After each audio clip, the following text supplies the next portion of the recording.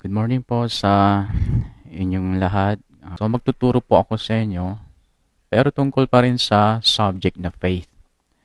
Alam niyo yung subject na faith kasi ay kailangan itong inuupuan. Kasi pag hindi mo inupuan ito, syempre hindi mo matututunan kung paano siya isagawa. At kapag hindi na isagawa ng isang mananampalataya o Kristiyano, kapag hindi niya na isagawa yung faith ng tamang pagsasagawa, then hindi siya makakaranas ng tagumpay sa kanyang buhay. Kaya yun po ang dahilan kung bakit napakaraming mga mananampalataya na by nature spiritually sila ay mananagumpay pero hindi sila nagtatagumpay. Sila yung mga nagiging talunan dito sa buhay na ito. So hindi po ganoon ang plano ng Lord sa kanyang mga mananampalataya, sa kanyang mga tagasunod, sa mga tinatawag na Christians. Hindi po binalak kailanman ng ating Panginoon na magiging talunan tayo sa buhay habang tayo ay naghihintay sa kanyang muling pagbabalik. Kaya kung ikaw ay itinuturing mo na ikaw ay Christian, tapos hindi ka nagtatagumpay, marami kang namimiss na na magandang buhay dito na sayang sana. Magiging blessing ka sana sa iba kung tayo ay nagtatagumpay. Pero, imbis na maging blessing tayo, minsan tayo pa yung nagiging pabigat sa ibang tao kasi, yun nga, hindi tayo natututo how to live by faith. Okay? So, kailangan upuan ito. Okay? So, hindi lang dapat makinig ng mga preaching about faith kasi pag preaching, namomotivate tayo, na-inspire tayo, na-challenge tayo, pero pagkatapos nating makinig, hanggang doon na lang. Kasi nga, hindi natin alam i-apply kasi nga, na-inspired lang tayo. Hindi tayo naturuan kung paano isagawa. Kaya, kahit napakarami na nating napakinggan, still, wala pa ring victory and success sa ating buhay kasi hindi tayo natuturuan o hindi tayo willing makinig kasi hindi tayo makatiis. Alam niyo, pag inupuan mo ang isang subject, kailangan be patient. Be patient hanggang sa matutunan mo kung paano ito isagawa. So, paprangkahin ko kayo, nai-inspired kayo sa mga subject na faith, lalo na sa mga session na nag-preach ako, na-inspired kayo. Pero hindi ibig sabihin na na-inspired kayo ay automatic magtatagumpay kayo. Kailangan yung pag-aralan. Kailangan mong matutunan. Kaya, if you are trying to believe, no, if you are trying to believe God that in Him nothing is impossible, apart from being diligent in studying and meditating on His Word, then it will only lead to your frustration or disappointment. At ang daming believers, ganyan ang kinauwian ng kanilang buhay. Inspired na inspired sila sa preaching ng Word of God, pero disappointed and frustrated sila kasi na-inspired lang sila. Hindi sila natuto. Kaya hindi alam i-apply yung napakinggan nilang nakapag-inspired sa kanila. Okay, so kailangan natin talaga na maging estudyante ng kanyang salita. Maging diligent sa pag-aaral at pag-meditate at pag-search ng kanyang salita. Kasi sa pamamagitan nito, natututo tayo. Hindi mo matututunan ng isang bagay na hindi mo isa-search. Karamihan sa atin, lahat ng mga natutunan natin sa ating kapanahonan ngayon ay bunga ng inyong pag-search. Dahil sa search na kayo ng search and research, kaya nyo natutunan yung isang bagay na ngayon ay iba sa inyo, pinagmamalaki nyo, na natutunan ninyo. Pero bunga yan ng mga diligence ninyo ng pag-search. Na minsan hindi nyo na dama na gawin, pero ginagawa nyo pa rin, naging persistent kayo, naging consistent kayo sa pag-search, then one day natutunan ninyo na i-apply. Likewise, sa faith ganon. Hindi tayo matututo how to live by faith kapag hindi tayo consistent, persistent, diligent, disciplined, determined to search, to study, to meditate the Word of God. Apart from the Word of God, being diligent in the Word of God, and you are trying to believe God that in Him nothing is impossible, you're trying to believe God that you will succeed and you will prosper, madidisappoint lang po kayo. Hindi mo mapaghihiwalay yung living by faith sa living in the Word of God.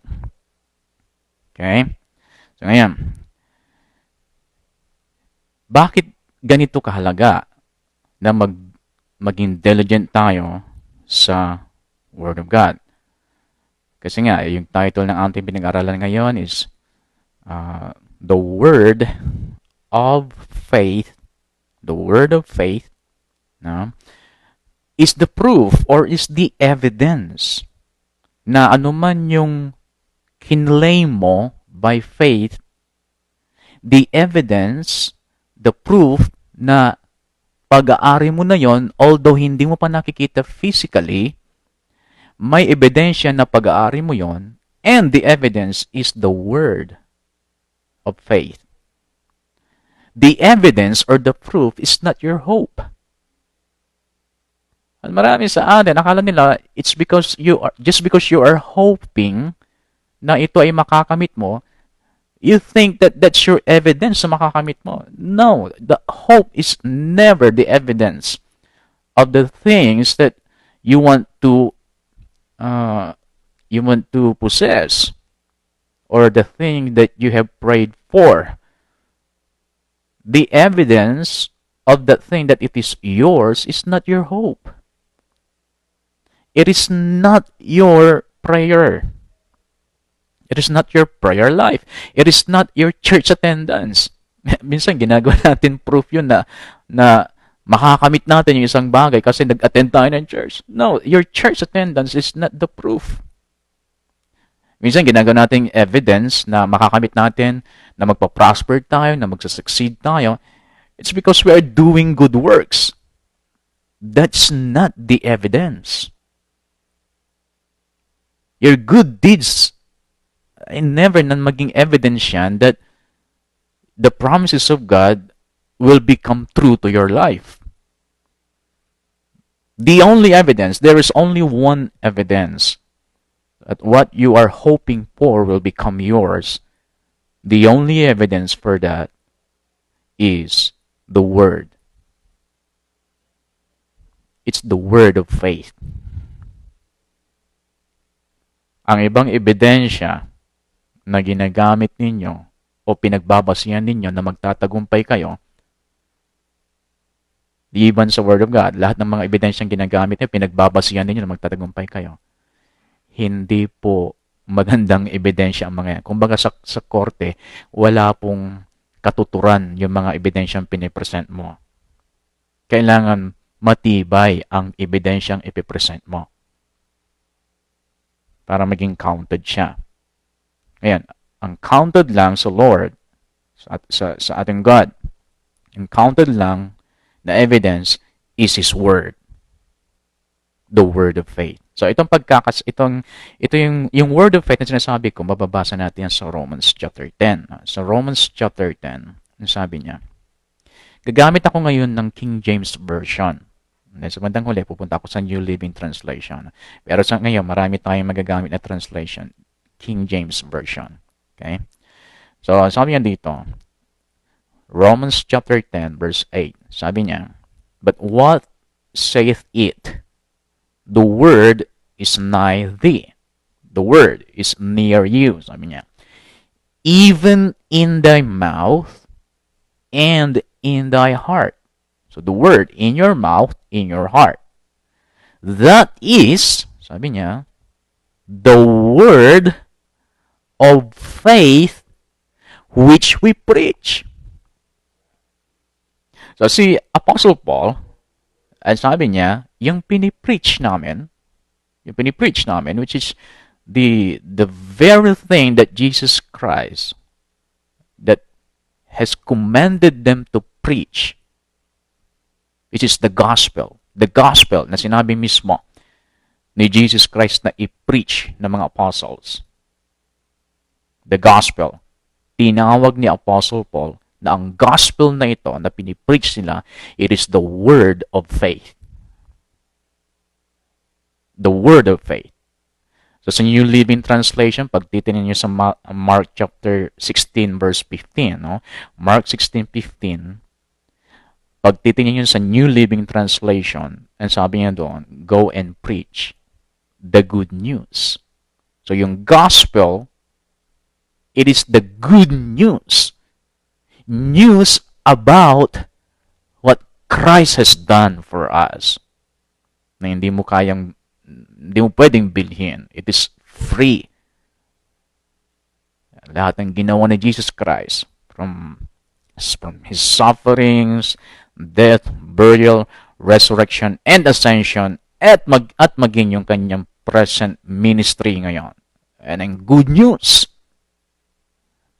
nung pinreach ang good news, pinreach ang gospel, ang sabi ng Apostle Paul, pinreach namin ang word of faith. Kaya nga pagbabasahin natin dito sa Mark 16:15, ang sabi niya.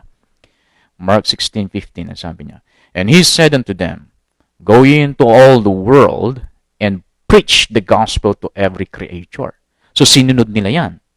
Kaya pagdating sa verse 20, ang sabi niya dito, same chapter, Mark 16. And they went forth and preached everywhere. So, sinunod nila. Sinunod nila si Jesus Christ to preach the gospel, the good news.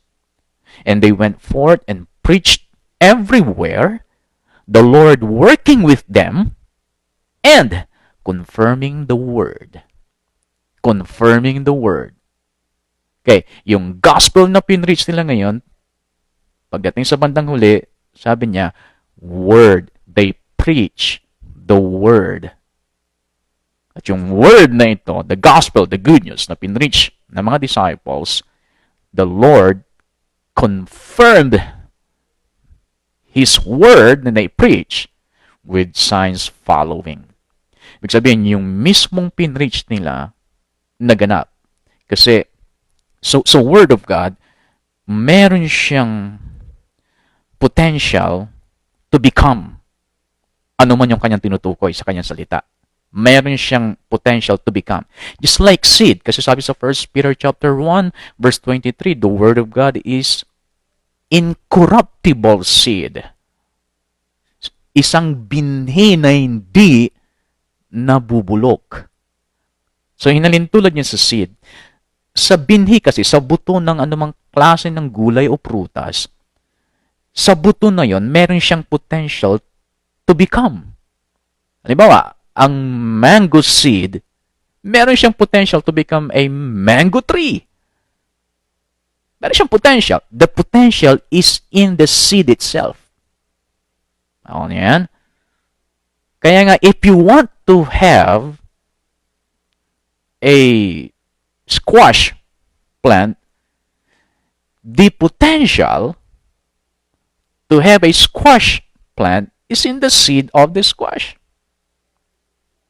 So the word of God is like a seed. Ano man yung gusto mong mangyari sa buhay mo, ano man yung gusto mong makamit sa buhay mo, the ability, the power, the potential to have that is in the seed of the word of God itself.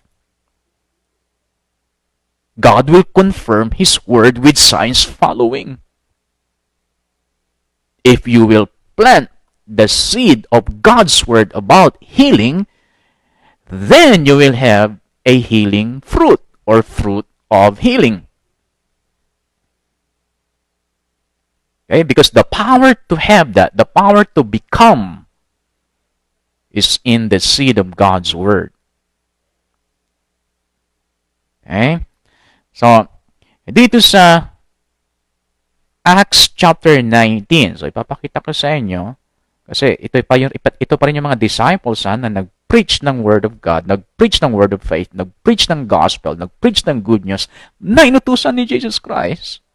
And then dito sa Acts chapter 19 verse 20, sabi nga dito, sa word na pinreach nila, sa gospel na pinreach nila, Acts 19:20, sabi niya, so mightily grew the word of God and prevailed. So ano yung nag-grow? Actually, ang nag-grow dito, hindi yung tao, ha? Hindi yung faith ng tao. Although we need to grow in faith, we need to grow mature in our spiritual life. Pero dito itong pinakasikreto kung paano mag-gain ng spiritual growth sa ating buhay. Sabi yan dito, so mightily grew the word of God and prevailed. Yung word of God nag-grow sa kanilang buhay. At kapag ang word of God na naitanim sa puso mo, nag-grow, then yun ang matatawag na spiritual maturity. Maraming nagki-claim na they are already matured spiritually. Pero pagdating sa word of God, when it comes to believing, speaking, standing on the word of God, mahina sila.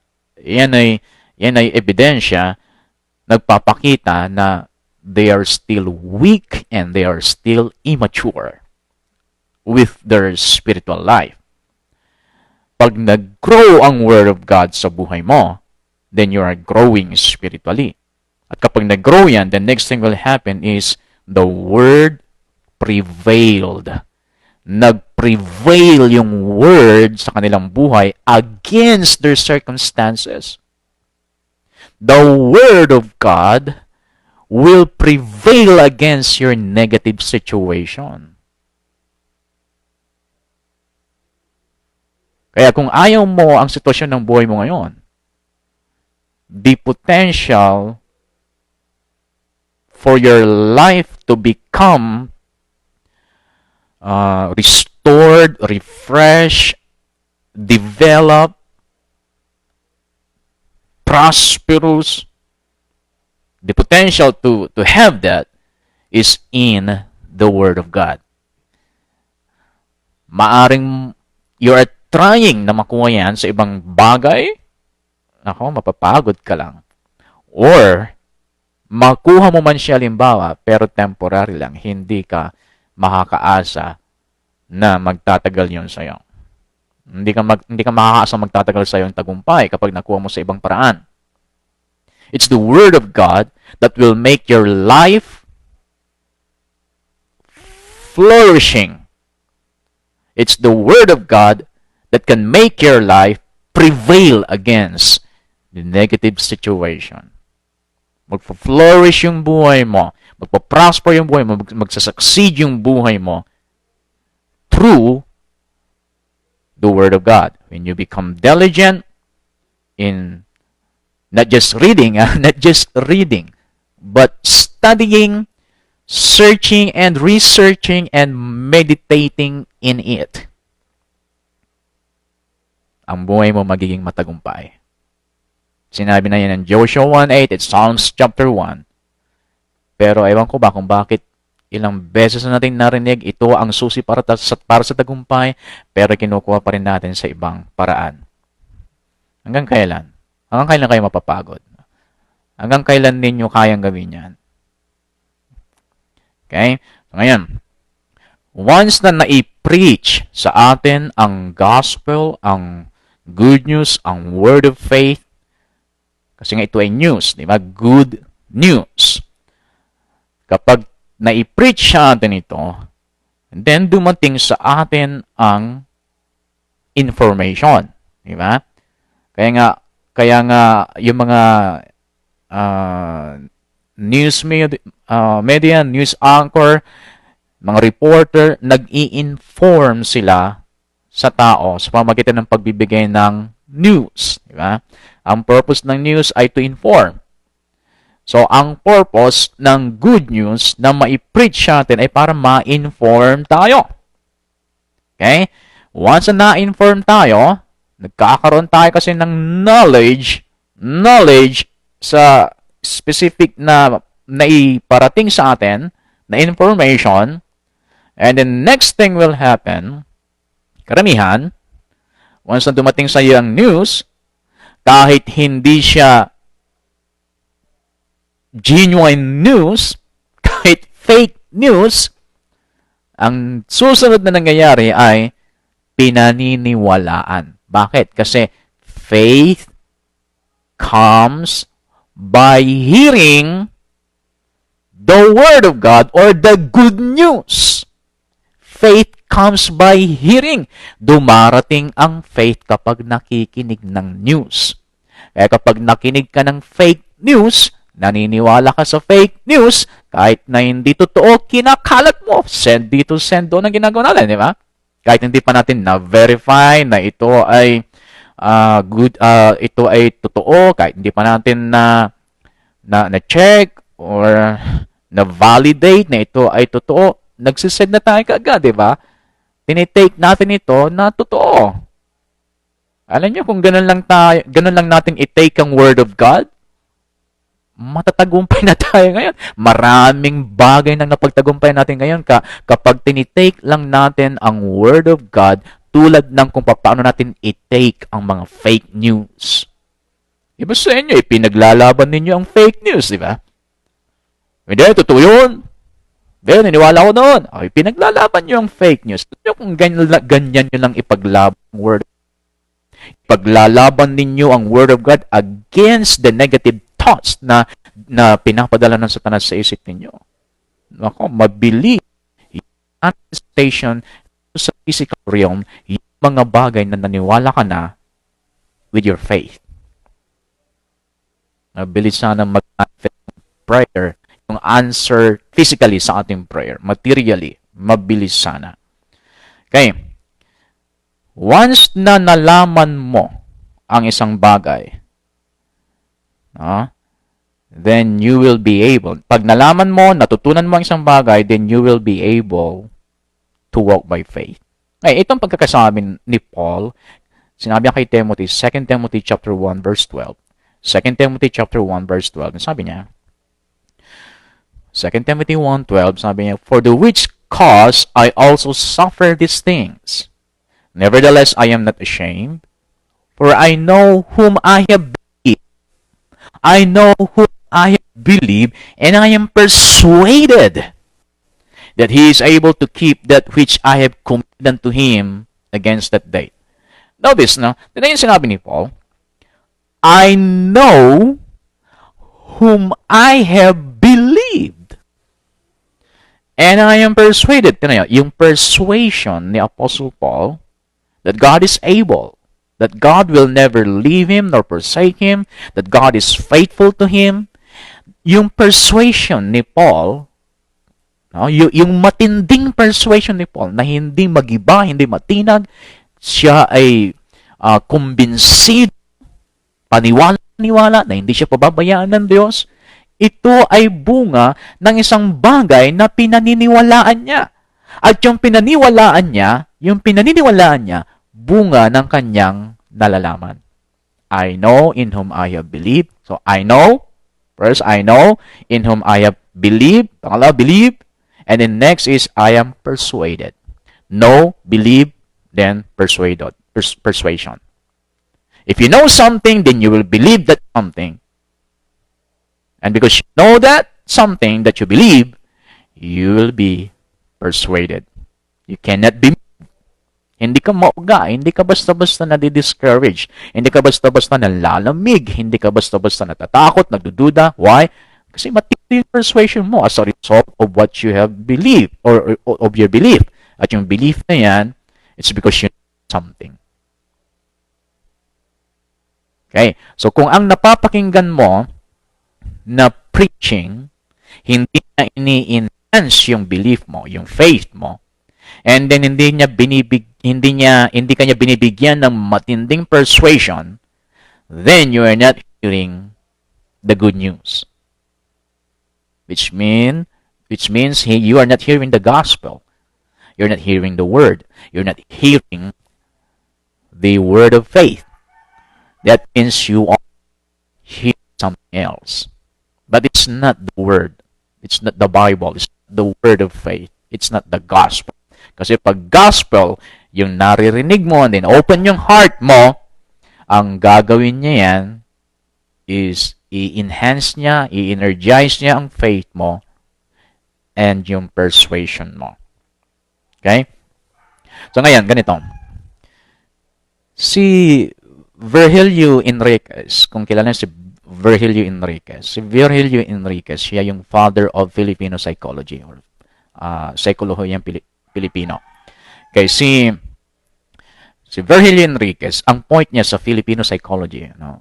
Alam yan, Filipino psychology, hindi basta-basta, recognize yan, maging sa ibang bansa, na mayroon tayong, sariling psikolohiya, the Filipino psychology. Okay, so, ang point ni Virgilio dito, yung, ano ang kapanipaniwala na pakikinggan mo about our culture, about our behavior, about our mindset. Sino ang kapanipaniwala? Tayo, ikikwento natin yung ating sariling kultura, sariling behavior, kaugalian, kasanayan, pag-iisip. Sino ang kapanipaniwala? Tayo mismo na nandito na nakakakita, nakakaalam, o yung mga tao sa ibang bansa na nag-o-observe ng ating culture. Kapag sila nagsulat ng libro about our culture, sino panipaniwala? Yung mga authors, international authors, or tayo mismo na nandito na nakakaalam, nakakakita at ranas? So yun ang point niya, Filipino psychology, kasi ang tinuturo sa ating mga universities dito sa Pilipinas, dati ang tinuturo na psychology, yung subject na psychology, ang reference ay puro mga authors sa ibang bansa. At maging yung mga kultura natin, ang binabasa, ginagawang reference, yung sulat ng mga dayuhan. Ay, hindi pwedeng ganon, sabi ni Virgilio. Mas kapanipaniwala kung tayo mismo ang susulat, tayo mismo ang nakakaalam. Mas maniniwala tayo dahil tayo ang nakakaalam. At hindi uuga ang aking paniniwala sa nalalaman ko. Ayan ang ibig sabihin ni Virgilio. Sa faith, ganun din. Pag inoobserbahan mo ang isang tao na namumuhay siya by faith, then marami kang mga speculations, marami kang mga assumptions na ganito, ganyan. Pero pag ikaw mismo, hindi mo nalalaman how to walk by faith, how to live by faith, then hindi mo talaga alam kung paano. Ang alam mo lang yung mga assumption mo. Akala mo namumuhay ka by faith because in-assume mo na yun ang nakita mo sa ibang tao, then akala mo nag-walk by faith ka na rin kasi nakita mong ginagawa niya, hindi ginaya mo. Akala mo ikaw ay namumuhay na by faith. Hindi ganoon ang living by faith. Ikaw mismo ang siyang dapat matuto sa salita ng Diyos. Ngayon, makakatulong yung mga examples ng iba.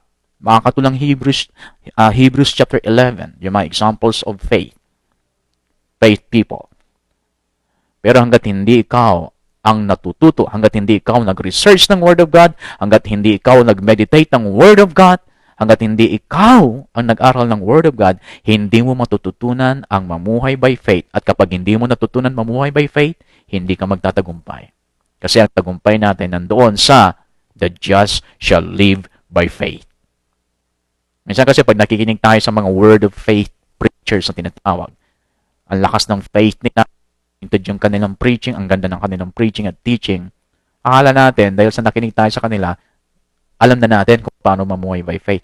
Akala natin yung faith nila, faith din natin.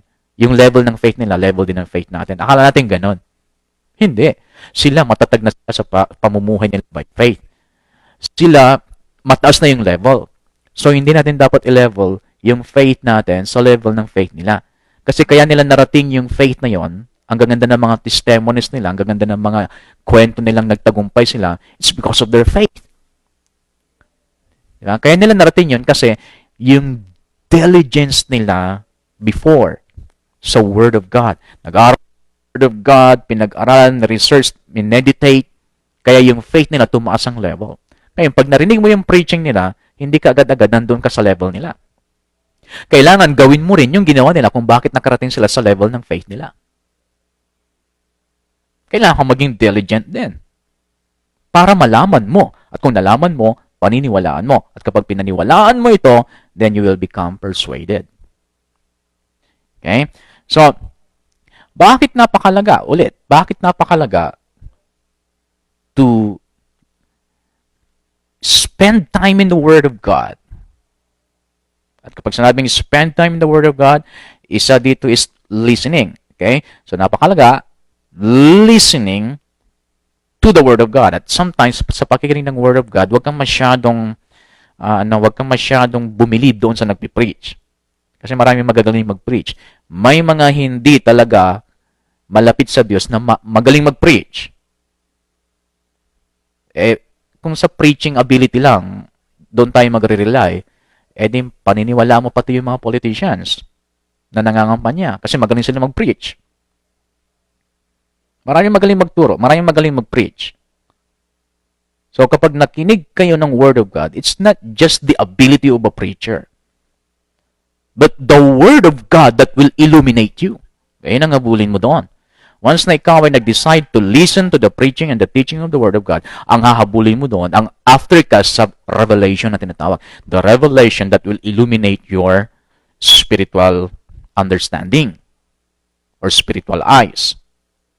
Revelation and illumination. Yan ang after mo sa pakikinig ng Word of God. I want to be illuminated. Sa pinipreach ng preacher na ito, sa tinuturo ng teacher na ito, ano ang makukuha ko dito that will give light to me, that will give illumination to me? Kasi pag nagkaroon ng light, makikita mo. Pag walang light, hindi mo makita, madilim. So, kailangan mo ng light. Okay, having said that, ito ang sinabi ng Romans chapter 10, verse 17. Romans chapter 10, verse 17, ito ang sabi niya. So then, faith cometh by hearing, and hearing by the Word of God. By the Word of God. Okay, yung Word of God, sabi ni Paul, sa mga sinaunang verse niyan, verse 8, the Word of faith. The Word of God is called the Word of faith. Okay? By hearing and hearing, the Word of God, faith comes. Kaya nga sinabing Word of faith, kasi when you listen to the Word of God, faith comes. Kapag Word of God yan, kapag talagang Word of God ang iyong pinakinggan, faith comes. Kapag hindi dumating ang faith, then hindi Word ang iyong narinig. Or, yung heart mo, hindi maganda ang kondisyon ng heart mo. But most of the time, hindi Word talaga naririnig natin, kaya hindi dumarating ang faith. Minsan nga, pag nakinig tayo, ang dumating sa atin, takot. So, ano narinig mo? It's not the Word of God. It's not the Word of faith. It's the Word of Satan. Kasi ang Word of Satan is Word of fear. Makinig ka sa salita ng Satanas, takot darating sa'yo. Pagdududa, pag-aalala, darating sa'yo. Kaya kung lagi kang nag-aalala, kasi ang naririnig mo, hindi salita ng Diyos. Kapag lagi kang natatakot, kasi ang lagi mong naririnig, hindi salita ng Diyos. Salita ng Satanas. Pag lagi kang nagdududa, kasi hindi salita ng Diyos ang naririnig mo. Once you listen to the pure Word of God, faith comes. Sure yan. Sigurado yan. Once na genuine, pure Word of God ang iyong naririnig, faith will come. Kasi magkasama ang Word sa faith. Kaya nga Word of faith. Parang tubig. Kasama niyan, nakakabasa. Hindi mo pwedeng sabihin na, buhusan mo ako ng tubig pero ayokong mabasa. Hindi. Magkasama yan. Tubig at nakakabasa, magkasama yan. Word and faith, magkasama yan. Kaya Word of faith ang tinawag dito. Ngayon, yung faith na darating sa'yo, when you listen to the Word of God, the pure Word of God, the pure milk, bread and milk and meat of our spirit and soul, pag yan ang narinig mo, faith comes. Yung faith na yon, yung tinutukoy ng Ephesians chapter 5, verse 16, taking the shield of faith. Yung faith na yan, it will become your shield. Ngayon, bakit mo kailangan ng shield? Bakit mo kailangan ng shield sa buhay na ito? Alam mo bakit? Kasi pag pinakinggan mo ang salita ng Diyos, pag nakinig ka ng salita ng Diyos, dalawang bagay ang darating. Ang una, faith comes. Faith comes by hearing by the Word of God. Faith comes and that faith becomes your shield. Kasi yung pangalawang darating, base sa Mark chapter 4, Mark 4 verse 15 muna. So Mark 4 verse 15. And these are the day by the wayside, where the word is sown, or the word is preached. Na-preach sa puso. Yung word dumating. Nung dumating yung word, sabi dito, but when they have heard the word, Satan come in. Okay. Kapag pinakinggan ang salita ng Diyos, may dalawang dumarating. First, faith comes. Pangalawa, Satan comes. Faith comes, Satan comes. Pero maganda dyan, when faith comes, then it will become your shield. When you listen to the Word of God, faith comes, and that faith will become your shield. Verse sa Ephesians 5:16, based on Ephesians 5:16, that faith that will become your shield, it will cause you to quench or extinguish the fiery trials of the devil. Kasi ang next na darating is the devil to bring you trials. But because faith comes first, then you have now the shield to quench, to defeat the next thing that will come to you. So when you hear the word, faith comes, Satan comes. Pero ma-overcome mo na yung pangalawang darating because yung unang dumating sa'yo, faith comes, yung unang dumating na yan, it will become your shield. Kaya nga sabi ng 1 Peter chapter 5, verse 8 and 9, sabi niya ganito, be sober, be vigilant, because your adversary, the devil, is a roaring lion, walketh about, seeking whom he may devour, whom resist steadfast in the faith.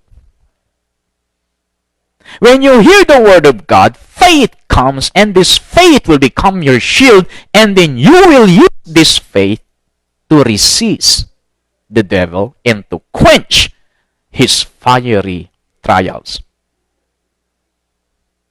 Dito, nagpapakita dito na ang pagsubok hindi galing sa Diyos, galing sa Satanas. Ang galing sa Diyos yung faith. Galing sa salita ng Diyos, kaya galing sa Diyos yung faith.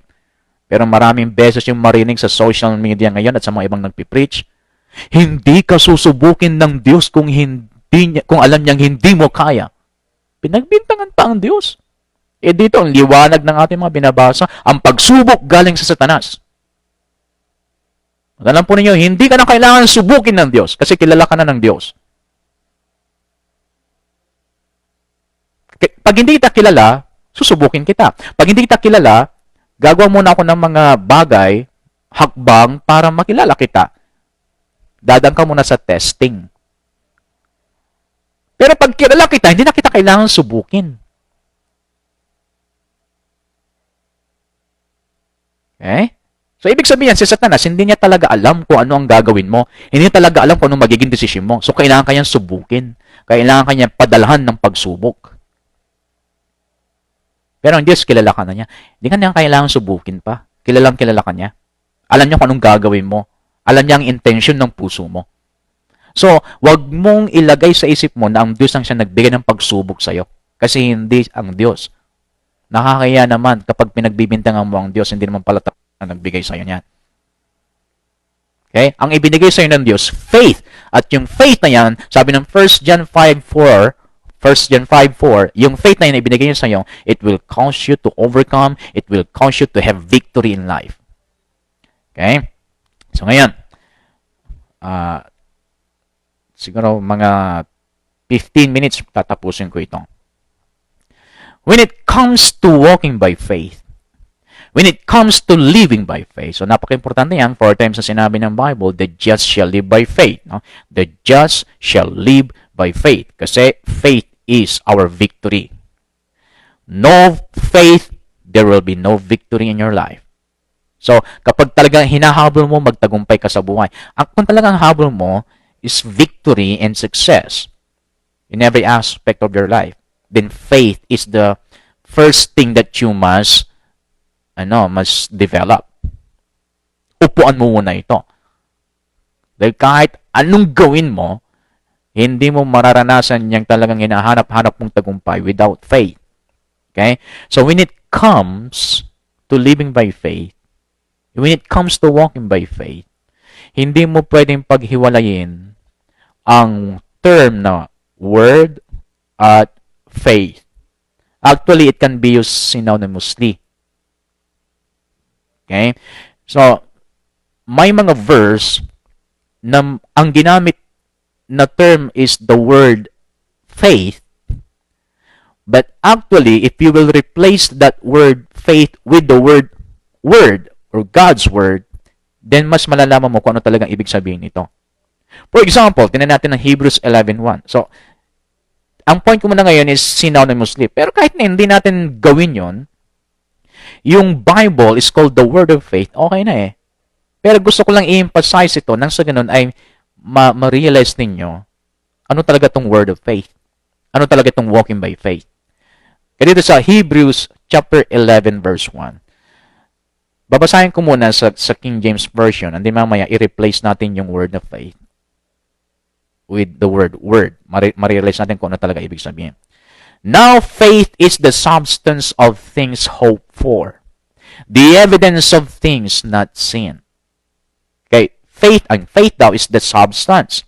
Whatever you are hoping for, whatever you are desiring, without faith, which is its substance, then alanganin. If you are hoping to become successful, there is no substance without. Just parang shadow lang yan. Sa mga ibang preacher, ang sinasabi nila, parang panaginip lang. Pag ikaw ay nananaginip, parang totoong-totoo. Pero pag nagising ka, hindi pala totoo. Pero habang pinapanaginipan mo, totoong-totoo. With your 5 physical senses, nararanasan mo pag nananaginip ka. Pero once na nagising ka, wala na yung dream. Ang hope, ganyan. Your hope is only like a dream. Kailangan mong bigyan ng substance para magkatotoo. And faith is the substance of the things you hope for. Kaya nga hindi niya sinabing, the just shall live by hope. Because hope alone cannot give you assurance. You can't rely on hope. Kaya sabi niya, the just shall live by faith. We should live by faith. Nang sa ganun, yung mga bagay na inaasam-asam natin, yung mga bagay na inaasahan natin, magiging reality sa ating buhay. So, faith will make the things you are hoping for reality in your life. But most of the Christians, they are only hoping that God will help them. They're only hoping that God will provide finances, provide jobs. They're only hoping to be healed. No. If you're just hoping, wala kang mapapala. Wala ka lang umaasa sa swerte. Okay? Sabi dito, faith is the substance of things hoped for. Ngayon, mas mapapalalim mo ang ibig sabihin nito pag i-replace mo yung word na faith sa word na word. Kasi hindi mo mapaghiwalay yan. Word of faith. Ngayon, itry natin na ang gamitin natin na word dito, instead of faith, word. O para mas maliwanag, God's word. Okay. Nasa isip niya yan, ha? Gagamitin natin. Now, God's word is the substance of things hoped for. God's word, the evidence of things not seen. Oh, di ba? Mas madaling i-apply? Ganun pala. Faith is the substance of things hoped for. Yung mga inaasahan ko pala, meron siyang ebidensya. At ang ebidensya ay salita ng Diyos. Ang ebidensya ay ang mga pangako ng Diyos. Yung ebidensya, ang ebidensya, kailangan mo ang ebidensya sa isang bagay na hindi mo pa nakikita, syempre. Pero once na nakita mo na, hindi mo na kailangan ng ebidensya. Nakita mo na eh. Kailangan mo lang ang ebidensya sa isang bagay na hindi mo nakikita. Okay. Kaya ibig sabihin nito, habang hindi mo pa nakikita in your physical eyes, yung kinlaim mo by faith, habang hindi mo pa nakikita, then you need an evidence na yan nga ay sa'yo. Kasi pag wala kang ebidensya na yan ay sa'yo, di wala kang business dyan.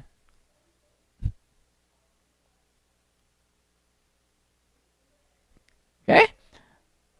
So, kapag hindi mo pa nakikita, then you need an evidence. At kailangan yung evidence mo, yung proof mo, matibay. At ang evidence mo, ano man yung pinag-pray mo, ang evidence mo, na kahit wala pa sa'yo yan, mayroon kang evidence, at ang evidence mo matibay, kasi ang evidence mo, ang sabi niya, heaven and earth will pass away, but my words will never pass away. Matibay ang evidence natin. Lahat ng mga ibang ebidensya, it will pass away. But the word which is the substance of things you are hoping for, the word which is your evidence of the things you cannot see yet, is the word that will never pass away. Ayan. Hindi ibig sabihin na hindi ko nakikita ay hindi sa akin. Sa akin yun, kahit hindi ko nakikita. Once na nag-pray ako, sa akin yun, kahit hindi ko pa nakikita ang sagot. Why? Because I have the proof. I have the evidence. Ang isang bagay na wala kang ebidensya, hindi sa'yo yun. Pero pag may ebidensya ka, sa'yo yun. Kung meron kang lupa sa ibang lugar, kahit hindi mo pa napupuntahan yon, if you have the title deed, kahit hindi pa nakita, kahit hindi pa naranasan yon ng iyong 5 physical senses, hindi mo pa nakita na nandun yung lupa, hindi mo naramdaman na nandoon yung lupa, hindi mo narinig at hindi mo natikman yung lupa, kahit hindi mo pa natitikman yung lupa na yon, pag mayroon kang title deed, you have the evidence of the thing that you cannot see yet.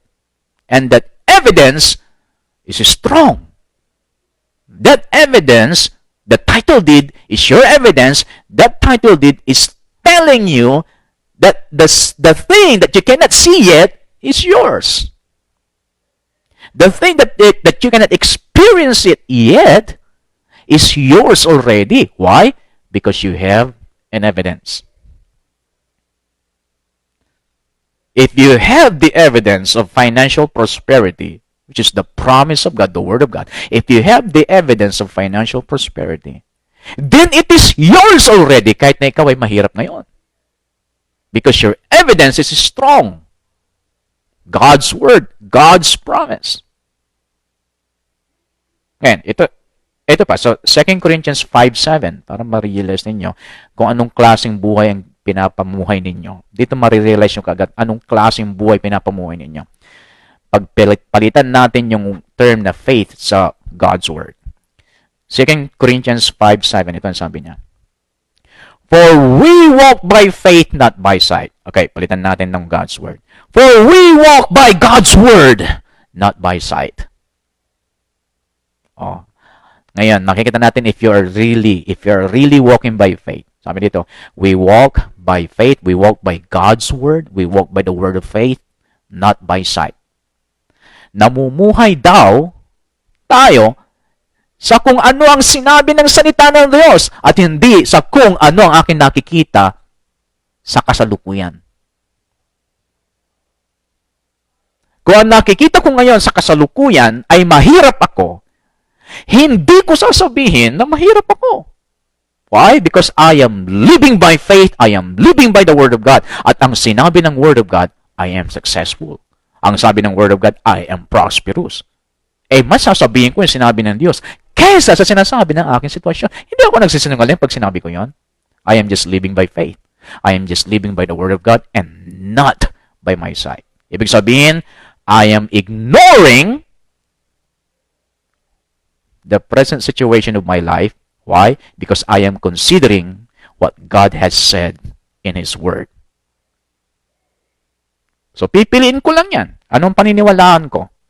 I am prosperous, na sinabi ng Word of God, o I am poor, na sinasabi ng aking bulsa ngayon. What is my present condition financially? And what does God's Word says about me financially? And it's up to you.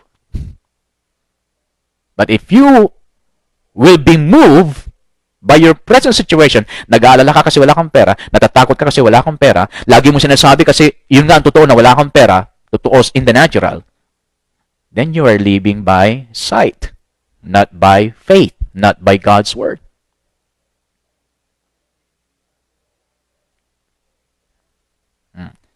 Second Corinthians chapter 4.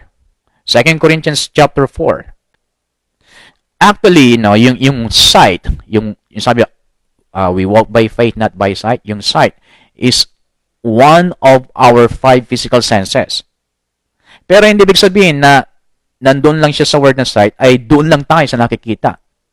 Kaya, mas maganda kung i-generalize na lang natin. Sabihin na lang natin na, instead of sight, sabihin na lang natin na 5 senses or 5 physical senses. So, parang ganito. We walk by God's Word, not by our 5 physical senses. Actually, yan ang ibig sabihin.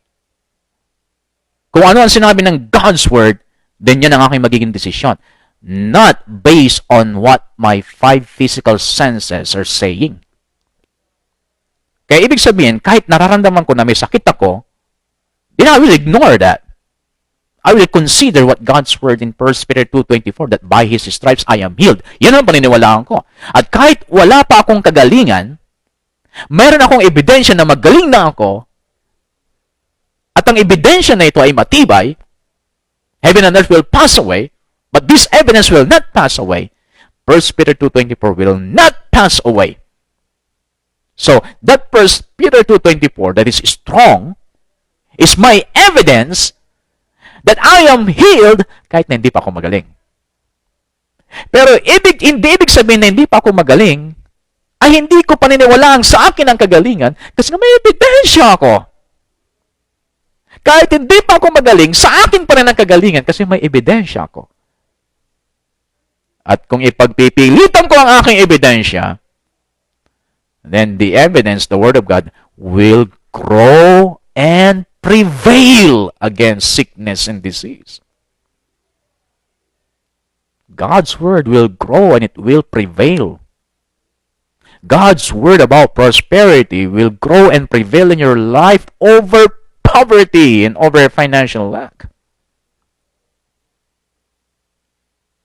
Okay, 2 Corinthians chapter 4. Malapit na to.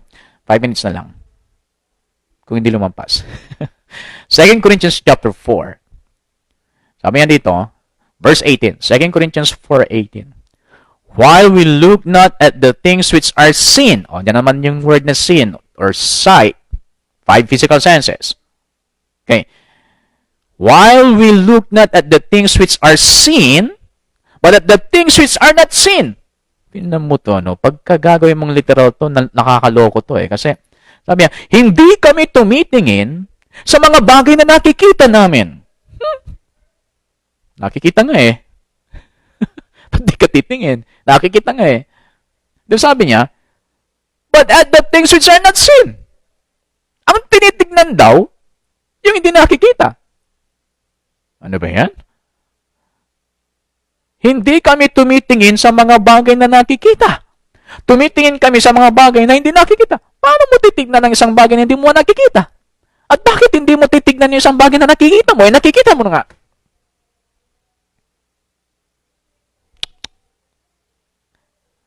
Then sabi niya, for the things which are seen are temporary. Yung mga bagay daw na nakikita mo, temporary. Okay, ito. Instead of the word seen, sabihin natin, i-generalize ulit natin sa 5 physical senses. Parang ibig sabihin, pag sinabing word na seen, ibig sabihin, perceivable to the senses. Perceivable to the senses. Kaya ito ibig sabihin niya. While we look not at the things which are perceivable to the senses. Ibig sabihin ganito, hindi kami natitinag sa anumang bagay na nakikita, narinig at nararamdaman. Ano man yung hindi namin nakikita, narinig, nakikita ngayon, doon kami tumitingin. Ibig sabihin, tumitingin siya doon sa salita ng Diyos na hindi pa nagaganap sa kanyang buhay. Word pa lang. Pero tinitignan na niya na ang word na ito naganap na sa kanyang buhay. Ganun ang ibig sabihin niya. Hindi niya sinasabi na hindi totoo ang sakit. Hindi niya sinasabi na hindi totoo naghihirap ka. Totoo ang mga yan. Pero hindi ka dapat nagre-rely lang dyan. Hindi yung pag-iisip mo, yung sasabihin mo, ay hindi mo dapat ibabase sa kung ano ang temporaring kasalukuyan na nararanasan mo ngayon. Tumitingin ka pa rin doon sa salita ng Diyos.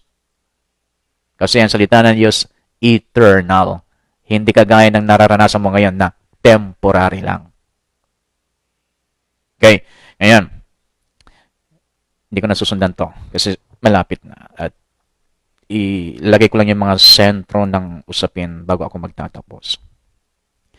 Ito ang, kumbaga, technique or mechanic ni Satanas para tayo ay talunin. Ibubulgar ko ngayon ang trabaho ng Satanas kung paano talunin ang isang mananampalataya. Ang gawa ni Satanas para tayo ay matalo ay yung lagi kanyang ibabalik sa iyong 5 physical senses. Yung matitinag ka sa 5 physical senses. Naririnig mo, nakikita mo, nararamdaman mo. O dyan mo lang tayo. Sa naririnig, sa nararamdaman, sa nakikita.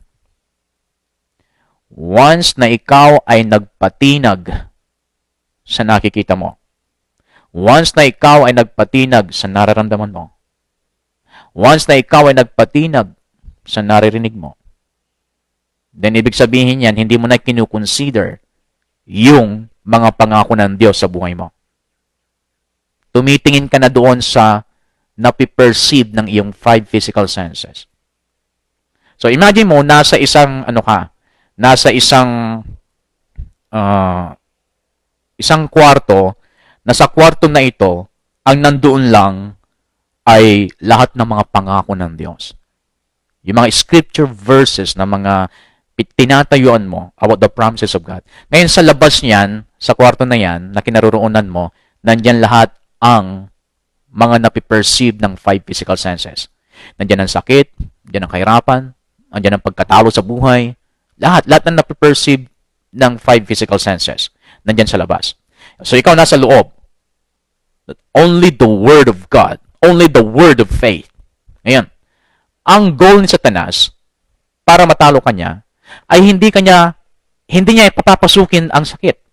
Hindi niya papapasukin ang kahirapan sa kwarto na yon.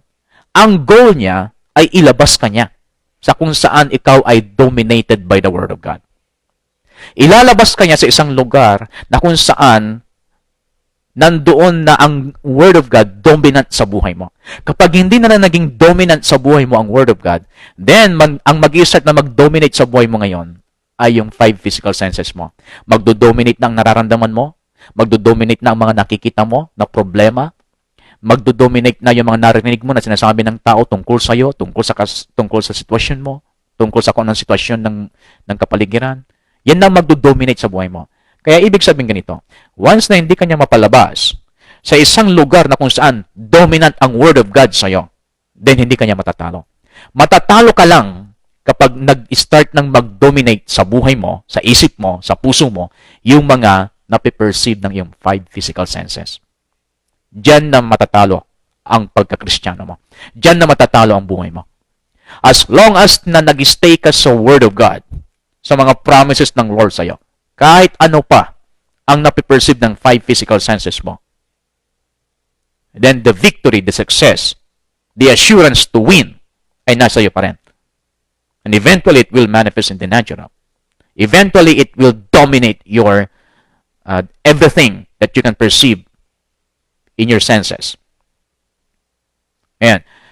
Si Thomas, naniwala siya kay Jesus Christ nung na-perceive na niya by his senses. Kasi nung una, binalita sa kanya na si Jesus Christ ay muling nabuhay. Pero sabi niya, hanggat hindi ko nakikita, hanggat hindi ko nahawakan, hanggat hindi ko nailalagay yung aking daliri sa butas dito sa kanyang tagiliran, hanggat hindi na-perceive ng aking senses, hindi ako maniniwala. Hindi na nagpakita si Jesus Christ sa kanya, naniwala kasi nakita na niya, naramdaman na niya, narinig na niya, doon lang siya naniwala. Yan ang sabi ni Jesus Christ, mapalad ka at naniwala ka pa rin. Pero sasabihin ko sa iyo, mas mapalad yung mga hindi nakarandam sa akin, mas mapalad yung mga hindi nakakita sa akin, mas mapalad yung mga hindi nakarinig sa akin, pero naniniwala sila sa akin. Kailan ka maniniwala na magaling ka na? Kapag naramdaman mo magaling ka na? O ngayon pa lang na hindi mo nararamdaman na ikaw ay magaling na, pero tumatayo ka sa salita ng Diyos kasi nga yun ang sinabi niya, that by His stripes you are healed. That 1 Peter 2:24 is your evidence. Kailan ka maniniwala na mayaman ka na? Kapag mayroon ka ng pera? Baka hindi na mangyari. Kailan ka maniniwala na ikaw ay financially prosperous? Kapag tumama ka na sa loto? No. Kailangan ka maniwala ngayon, kahit wala ka pang pera, kahit wala ka pang malaking pera sa bank account mo, kailangan ka maniwala ngayon kasi yun ang sinabi ng Jeremiah 29:11. For I know the plans I have for you, declares the Lord, plans to prosper you, not to harm you, plans to give you hope in the future. That's your evidence that you're prosperous.